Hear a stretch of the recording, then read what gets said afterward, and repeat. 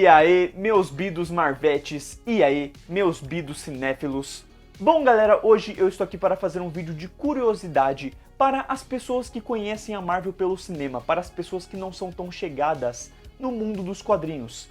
Porque o que a Marvel, a Disney e até mesmo o próprio Stan Lee vendem é a ideia de que o Stan Lee é o criador de tudo, é o cara que fez tudo, é o cara que pensou, que teve a ideia, que criou tantos daqueles personagens que você viu ganhar vida no cinema e que conquistou uma população muito grande, mas que infelizmente não é a verdade. A verdade é que tem uma pessoa que teve a ideia, que esteve por trás de tudo aquilo e que por conta da realidade que o mundo se passava na época dos quadrinhos, lá pelos anos 40, 50, 60, sofreu esse golpe, acabou deixando passar essa ideia de que ele fez pouco e o Stan Lee fez mais, quando a verdade é outra. E aí você pergunta, Davi, mas como isso aconteceu? Como assim existe uma outra verdade? já já eu vou explicar.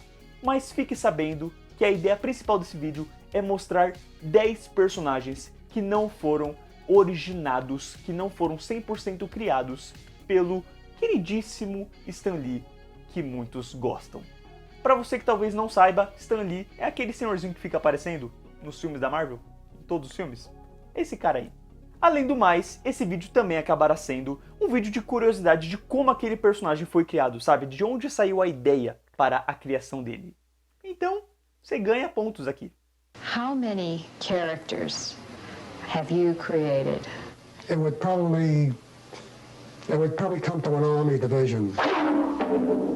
Seguinte, recentemente eu li o quadrinho Jack Kirby, a história do Rei dos Quadrinhos, onde conta toda a jornada do Jack Kirby, desde que ele nasceu até o fim da vida dele, e o que ele fez para o mundo dos quadrinhos. E nessa a gente tem um bom backstory do que aconteceu para que os personagens nascessem e também da falta de influência do Stan Lee na criação de muitos deles. E aí você pode falar, Pô, Davi, mas você está se baseando em um único livro? então, não é só isso. Tiveram outras fontes, eu já vi várias outras pessoas falando sobre a importância do Jack Kirby. I'd love to hear your thoughts on Jack and what the King meant to comics. Do you have an hour? E você tem que pensar em como aquele mundo funcionava, porque aquela época, o modo como se fazia quadrinhos era muito diferente de como se fazia hoje em dia. Principalmente quando você tinha um escritório e, no caso, o Stan Lee gerenciava a Marvel como um todo. Enquanto ele estava gerenciando, ele não tinha tempo de verdade para os quadrinhos como ele parecia ter. Então como é que funcionava lá? E isso é legal porque tem uma própria imagem desse quadrinho que eu vou estar ilustrando para vocês que mostra como é que funcionava a criação dos quadrinhos. O artista chegava no Stan Lee e falava, então, tem essa história, eu quero fazer isso. O Stan Lee ia lá e aprovava. O cara voltava para casa, escrevia o roteiro inteirinho, voltava pro Stan Lee e falava, ó, esse é o roteiro. O Stan Lee lia o roteiro, via se aprovava ou não, normalmente aprovava, o cara levava o roteiro para casa, desenhava tudo que ele escreveu, para então voltar para o Stan Lee e o Stan Lee completar com diálogos. Ou seja, na maioria das vezes do que a gente tem de informação, o Stan Lee apenas fez os diálogos, ele fez o bate-papo entre os personagens. Quem tinha a ideia de como a história ia funcionar, para que caminho ela ia seguir, o que ia acontecer naquela história, era o cara que estava desenhando. E isso serve tanto para o Jack Kirby com os personagens que ele criou, quanto para, por exemplo, o Steve Ditko, que é muito conhecido pela criação do Doutor Estranho e do Homem-Aranha. Entende? Era assim que funcionava naquela época. Então o Jack Kirby, ele esteve por trás de muitas criações, assim como ele esteve por trás das ideias. O Stan Lee chega e fala que teve a ideia daquilo, teve a ideia daquilo, até porque o Stan Lee, vejam bem, naquela época você tem também a personalidade da pessoa. O que é mais fácil? A pessoa que é mais sociável e extravagante chamar a atenção e conseguir o que ela quer, ou a pessoa que é mais na dela, mais tranquila, sabe, humilde, que não consegue as coisas tanto como deveria e como merecia. Normalmente, o mundo funciona assim. O mundo é injusto em relação às pessoas que merecem as coisas e às pessoas que não merecem. Então, o Stan Lee era o cara que era bom de papo, era o cara marqueteiro. Então, ele criava essa sensação de que ele era o cara que estava por trás de tudo, quando na verdade você tinha outras pessoas por trás de tudo. E no caso, você tinha o Jack Kirby, o cara que realmente fez muitas coisas para os quadrinhos e criou muitos personagens que estão aí pelo mundo no maior sucesso, sabe? Vendendo boneco, vendendo filme, vendendo série em streaming como um todo. E a família do Kirby, já que o Jack Kirby morreu, né, já tá morto faz muito tempo, não recebe nada por isso, não recebe nada pelo que o pai, pelo que esse grande artista fez. E aí vem a Disney e lança um documentário recentemente falando sobre o Stan Lee e só paga pau pro cara, age como se ele tivesse feito tudo.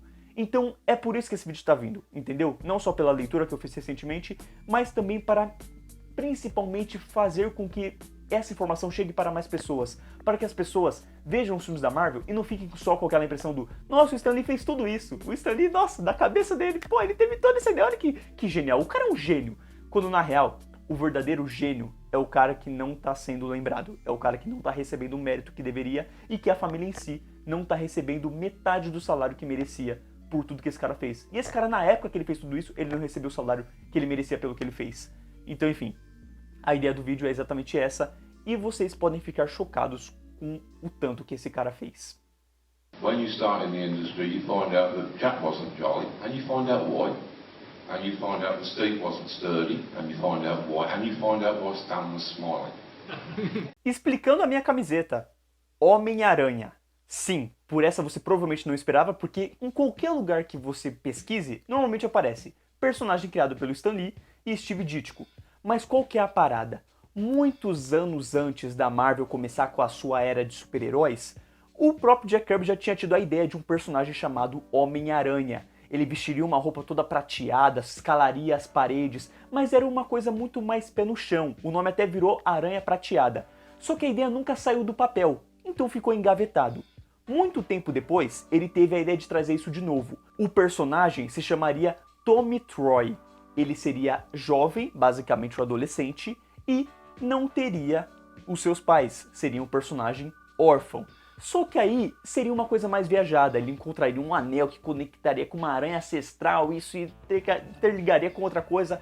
Porém, o próprio Jack Kirby já tinha a ideia de deixar o personagem mais pé no chão, trabalhar com uma ficção científica.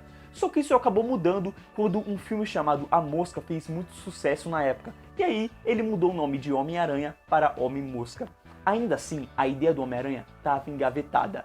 E aí, quando a Marvel estava ali precisando de novos super-heróis, o próprio Jack Kirby chegou e falou, então, tem esse cara aqui, o Homem-Aranha.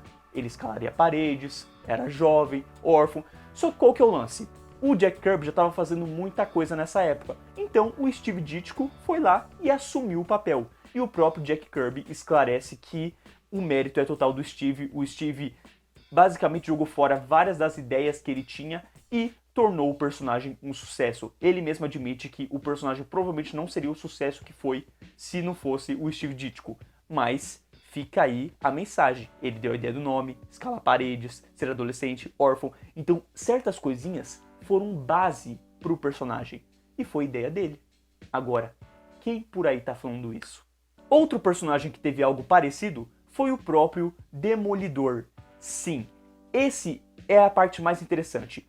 Muito antes dessa época de ter os quadrinhos de super-heróis, da era Marvel como um todo, que seria a era moderna, teve a era de ouro lá nos anos 40, quando, por exemplo, o Superman surgiu.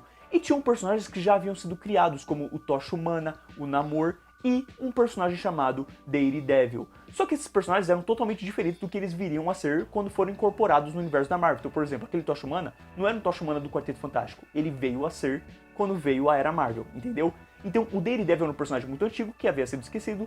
O próprio Jack Kirby pegou ele do passado, trouxe de volta e deu certas ideias. Falou, pô, o nome do personagem é Devil, demônio. E se a gente desse alguns chifres para ele? Aí ele foi e fez a capa do quadrinho, ele teve a ideia. Então aquela primeira capa com o uniforme amarelo foi tudo ideia do Jack Kirby. Só que ele estava muito atolado de coisas para fazer com outros personagens, com outras criações que ele estava naquele momento. Então ele foi, entregou para o Bill Everett e falou, a bengala que ele tem vira um bastão. Então entende que algumas ideias ele deu para a criação do personagem, para algo que funciona até hoje, não só no uniforme, como também em quem ele é, em quem ele representa. Percebe? Não necessariamente ele criou, ele não criou toda aquela base, mas ele deu as ideias. Então ele teve presença nisso. Só que você não vê ninguém falando. Hulk é um personagem extremamente famoso e eu não vou nem falar necessariamente o que o Jack Kirby fez. Eu vou falar o que o Stan Lee fez. O Stan Lee chegou lá Ele falou, nossa, sabe um nome que eu gosto muito que poderia dar pra esse personagem? Hulk. Foi isso. Foi isso que o Stan Lee fez. Porque o Jack Kirby já teve a ideia de muito tempo atrás. Quando ele desenhava, ele via muito filme e passava muito filme de terror nas sessões, naqueles momentos que ele estava desenhando. Então ele falou, mano, e se a gente pegasse um personagem que expusesse toda a raiva que ele tem dentro de si se transformando em um monstro? Obviamente se baseando em coisas como Frankenstein, o monstro, o próprio lobisomem. Tanto que aí veio a ideia do Hulk só virar o Hulk quando vinha a lua cheia. Porque nessa época o Hulk funcionava exatamente assim. E não só isso, ele veio isso com a inspiração de que uma vez ele viu uma mulher salvando um bebê que acabou entrando ali embaixo de um carro. A mulher tirou forças de onde não esperava e subiu aquele carro, entende? Então, naquele momento de euforia, você consegue fazer coisas inimagináveis. E o Jack Kirby tirou tudo isso da cachola para trazer a criação do Hulk, aproveitando ainda mais o mundo em que ele se encontrava, pois era um mundo que estava vivendo após a Segunda Guerra Mundial. Então ele pensou, pô, pensa num cara afetado pelo raios gama, é algo que tá aqui, ó, no momento, é algo que o povo vai se interessar. E ele estava certo. O Homem de Ferro foi criado pelo próprio Jack Kirby. Ele fez o conceito do personagem, ele desenhou a capa do personagem, ele fez o que seria a representação principal do personagem. Entretanto, ele estava surrupiado de coisas para fazer, não dava para ele desenhar todos os gibis, por mais que ele tivesse desenhado já algumas coisas. Então ele passou para o artista Don Heck fazer os desenhos da edição como um todo. O Stan Lee não tinha tempo para escrever o roteiro e passou para o próprio irmão dele, Larry, fazer as escritas, os diálogos do quadrinho como um todo. Chegou no quadrinho final, né, a edição saindo ali para vender, e tava ali que o argumento era do Stan Lee, a escrita era do Larry, os desenhos do Don Heck, e nada de créditos para o Jack Kirby. Inacreditável. E olha que merda, né? Porque é o Homem de Ferro. E não só isso, ele também fez os Vingadores. O Stan Lee tava, mano, a DC tá ali com a Liga da Justiça. O Martin quer um time que evote aquilo, que traga aquilo para a gente também. E aí foi o próprio Jack Kirby que pensou, mano, e se a gente trouxer o Thor, o Hulk, o Homem de Ferro e juntar tudo isso e formar uma nova equipe? Não à toa, ele já tinha feito até mesmo o próprio Homem-Formiga. Então foi aí que surgiu os Vingadores. E todos esses personagens estão aí fazendo sucesso. E cadê os créditos pro cara?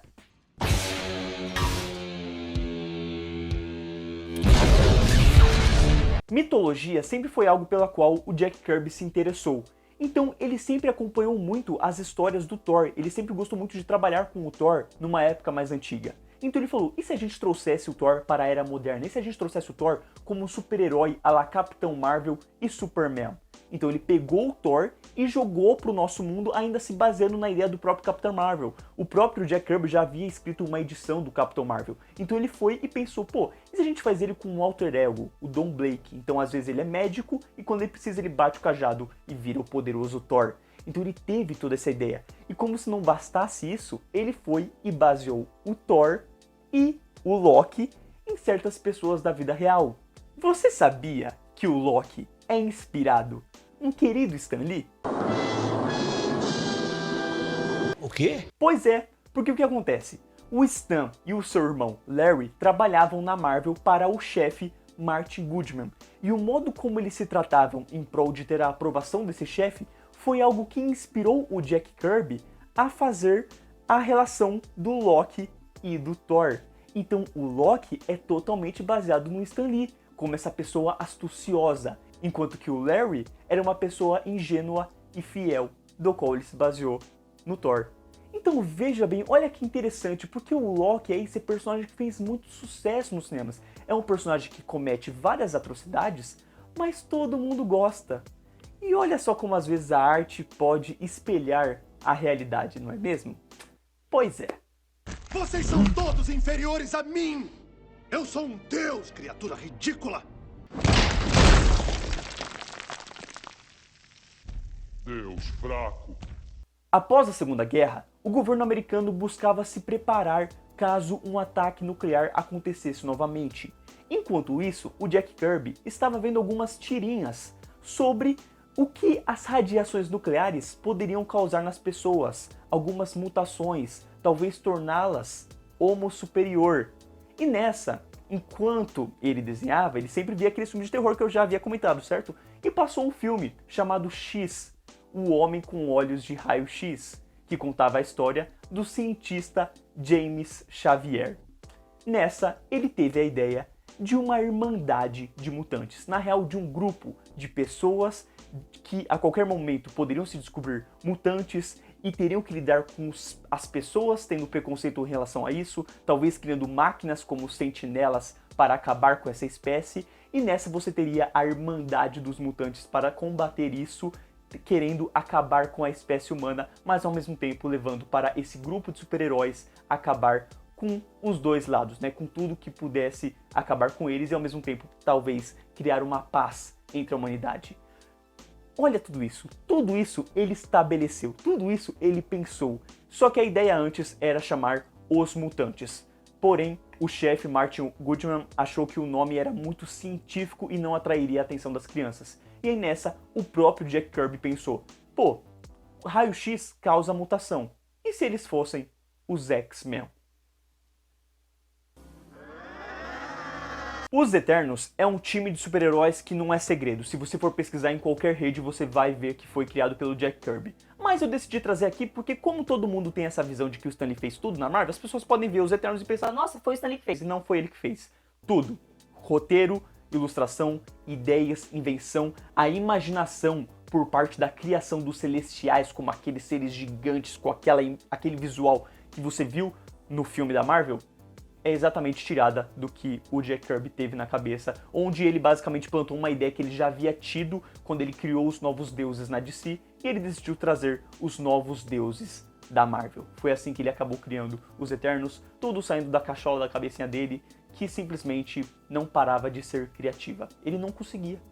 Tendo ideia atrás de ideia de novos super-heróis, do que fazer de criativo no meio do mundo dos super-heróis, Jack Kirby percebeu que não haviam tantos super-heróis negros, e daí ele tirou um personagem chamado Tigre de Carvão, que após algumas mudanças, após alguns pensamentos, se tornou o próprio Pantera Negra.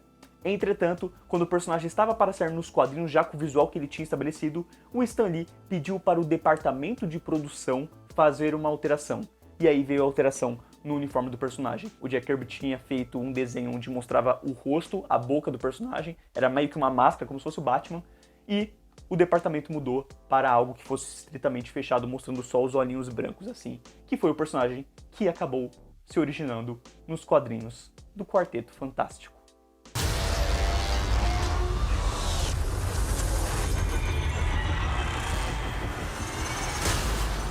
Quando Jack Kirby trabalhava para DC, ele teve uma ideia chamada Desafiadores do Desconhecido. Um time de 4 pessoas, onde cada um tinha a sua qualidade em uma determinada área, que acabam sofrendo um acidente de avião e não morrem, mas acabam de uma forma diferente, acabam alterados e decidem aproveitar que sobreviveram para viver o impossível, explorar o universo. Esse quadrinho saiu na DC, teve ali a sua relevância e tudo mais. E aí quando ele veio pra Marvel, ele queria trazer um time, uma equipe, mas ele não queria ainda assumir o lado super-herói, eles ainda não tinham essa coragem. E aí ele falou, mano, tem essa equipe que eu fiz lá na DC. A gente incrementa, coloca um monstro gigante, não assume eles como super-heróis, tanto que eles não têm uniforme, e dá um nome de Quarteto Fantástico, sendo Ben Green um nome que ele baseou no pai dele, e Susan Storm um nome que ele baseou no nome da filha dele. Olha esse time. Esse time é um time que você vê que o Jack Kirby tem tanto carinho, que foi o time que ele mais escreveu na Marvel, e que quando ele saiu e depois voltou muito no futuro, todo mundo queria que ele voltasse para escrever Quarteto. Não só isso, ele aproveitou o Quarteto para explorar as suas ideias, porque ele era um cara muito criativo, ele gostava de experimentar. Então, foi no próprio Quarteto que ele fez o Galactus, o Surfista Prateado, e trouxe o Vigia. Ele mesmo fala, pô, tinha ali um quadrinho que eu lia, tinha um cara de um planeta azul, eu trouxe para um cara que morava na Lua e observava os acontecimentos da Terra. Cara, ele definiu tudo que envolve o Quarteto Fantástico. E simplesmente você não vê ninguém falando isso, cara. E são literalmente o xodó dele. Eram, né, no caso. Fantastic Four was another team adventure. The characters and I had a wonderful time. I put them through all kinds of adventures.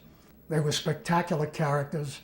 It was a kind of a series that became a classic in the field. Por fim, um personagem que definitivamente não dá pra falar que o Stan Lee fez alguma coisa porque nem diálogo ele escreveu e foi criado muito tempo antes da era Marvel com Vingadores, Homem-Aranha e por aí vai, que foi a criação do Capitão América. Foi criado pelo Jack Kirby com o Joe Simon e o Jack literalmente falou que o personagem de certo modo foi baseado nele, uma pessoa mais fraca que dava o dobro de si para brigar com os valentões. Porque sim, o Jack Kirby era um cara que lutava bastante na época da infância e adolescência dele, então de certo modo o personagem foi baseado nisso, mas também no que a época precisava. Era os anos 40, o povo americano precisava de um super-herói que representasse, que desse um soco na cara do Hitler, entende?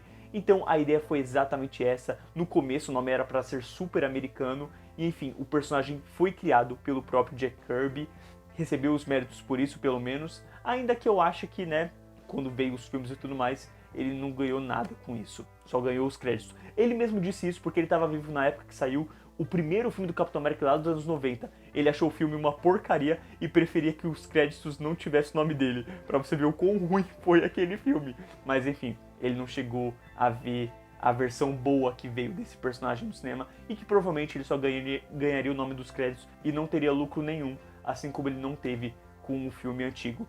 De qualquer modo, ele não só fez parte da criação do Capitão América no seu começo, como também fez parte do retorno do personagem.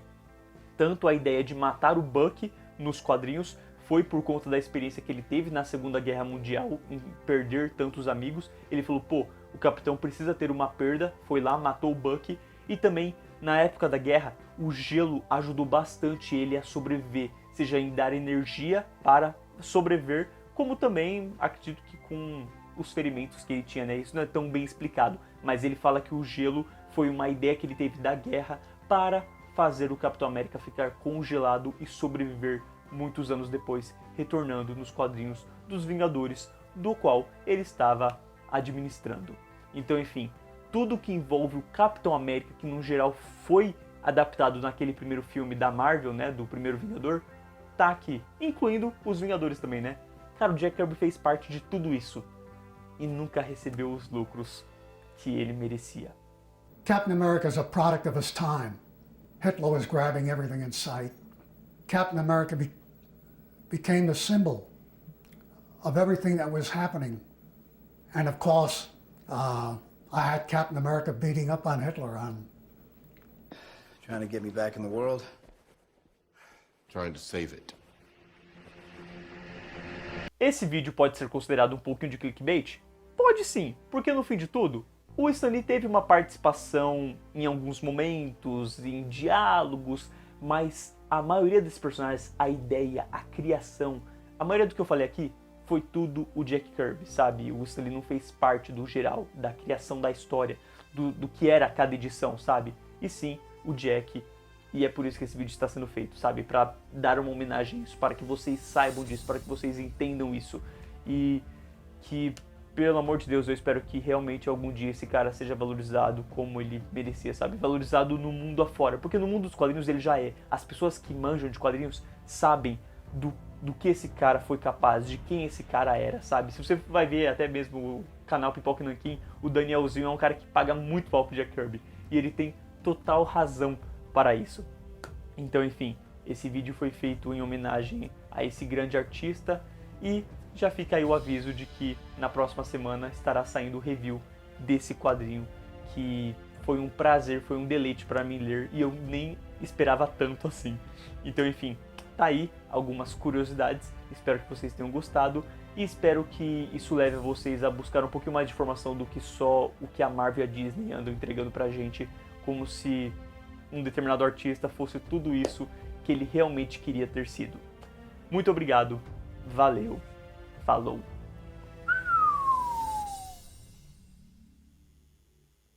What's it like being married to a comic book legend? Are you a legend?